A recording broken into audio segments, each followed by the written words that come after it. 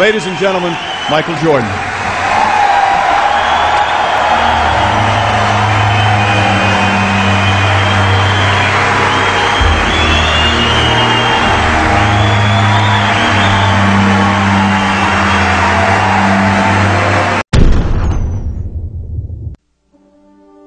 Every day, the first person there before the sun would be Jordan. And he was there because he wasn't good. He would work with a batting instructor and work all day long and be the last person to leave every night also. I asked him what it was like for him in the morning. And Jordan said, I get up before the sun comes up and I make myself some breakfast by myself. He was down there alone. And I get in the car and I'm driving to spring training, and there's no one really out on the roads yet. And I look at the seat next to me, and I see my dad. And I talk to him. I think to myself, Pops, we're doing this. We're doing this together. And the day would end, and he would say to the batting instructor, can we do a little more? I think I'm getting this. I think I'm learning this. I think I'm getting this. And that's when Sports Illustrated put him on the cover, saying that Michael Jordan has embarrassed baseball. And as I would watch him there every night as the sun was going down and the other ball players had left, and I would see this guy working to get better, Michael Jordan working to get better, I couldn't help thinking that if you ever have children, you ought to pray that they grow up someday to embarrass you like this. What it did teach me was, don't be afraid to try. The worst thing that can happen is it doesn't pan out the way that you envision it. But at least you know that by giving it a shot.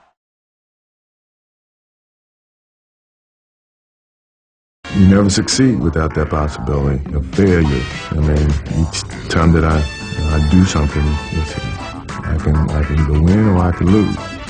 And that inner confidence that you got to have to take that chance.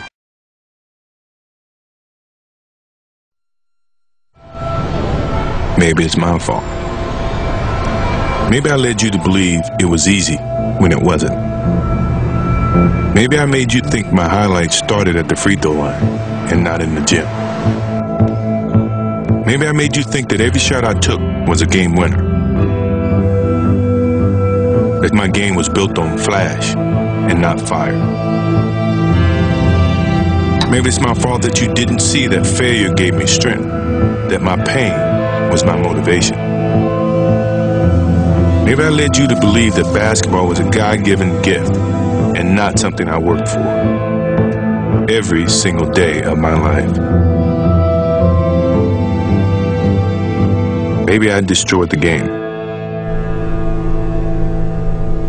Or maybe you're just making excuses. Everything that I've done in my life, I've taken a chance in either succeeding at it or failing at it. But I've taken that chance, and I will not let the opportunity of failure stop me from doing something that I truly enjoy doing. Jones to Jordan, left at the top of the key, shoots from there, he scores! Jordan scores! Jordan scores! The Wizards win 93-92!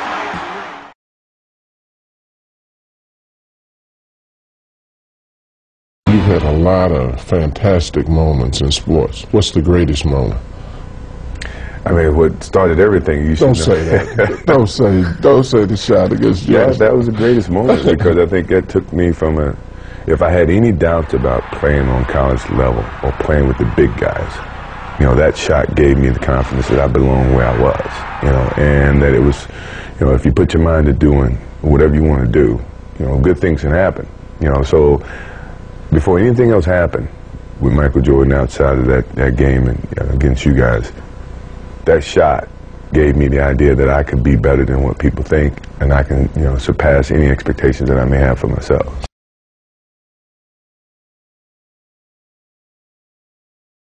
Let me turn it. What's your greatest disappointment in sports? I haven't had any disappointments. I mean, sports is a tool that teaches, and it teaches you bad things. It can also teach you good things. It's how you perceive those things. I've looked at every experience that I've had, negative and positive, and taken that as a positive. You know, if I wouldn't change anything because I think it would alter some of the other things that happened.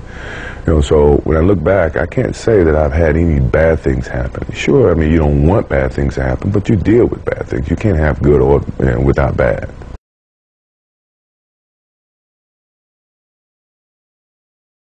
Who's your favorite guy to play against? Myself.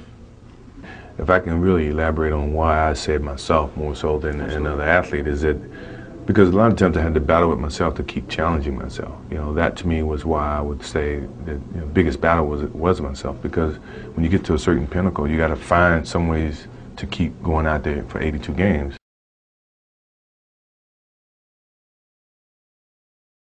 My competitive drive is far greater than anyone else that I've met. You know, I think that I thrive on that. I think that's my biggest motivation in life. You know, is to compete. You know, find different competitions in certain things in life and try to overcome that. You know, be it positive or negative. But I have yet to meet someone who is as competitive as me. You know, and I just feel that much confident about my competitive drive.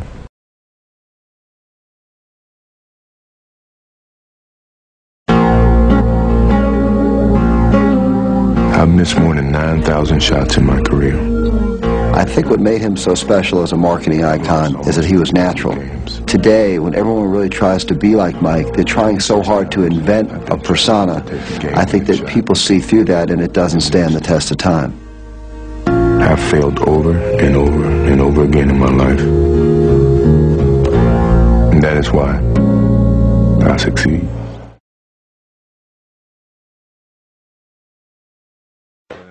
He runs his corporate empire from high atop Chicago, the city that made him famous. Could you have imagined when you first started playing that one day you'd be sitting up here running a company that's worth $500 million? No. I never really thought about it. All I thought about was doing what I was good at and letting that open up a lot of opportunities for me and choosing from that point on. Michael, which were you more proud of, your athletic skills or the mental skills that you brought to the game, and which was more difficult to keep up? The mental skills came with the education of the game, you know, that either I've learned from Coach Smith before I got here, or I learned in the course of the coaching staff that I've been endured with. The mental part is hard because you have to really learn, taking everything that you've learned over a period of time and apply that to your game and tie that into the physical aspect to your game and make the complete basketball player that you try to become. You know, so physically it's a little bit easier, but the mental part is the hardest part, and I think that's the part that separates the good players from the great players.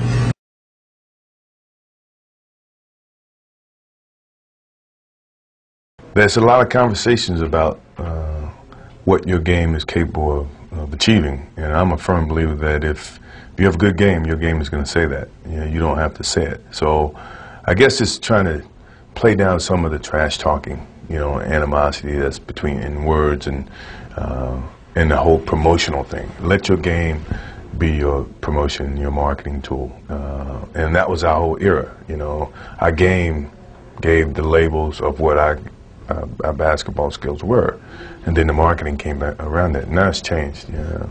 So I'm trying to revert back to where your game do all your talking instead of what we may say and what someone else may say about your game.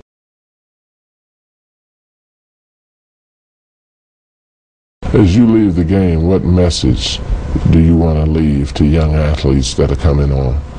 Be true to the game, because the game will be true to you. If you try to shortcut the game, then the game's going to shortcut you. If you put forth the effort, you know, good things will be bestowed upon you. You know, that's truly about the game. And in some ways, that's about life, too.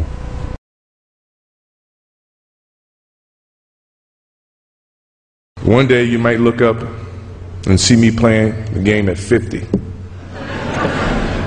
Oh, don't laugh. None of that.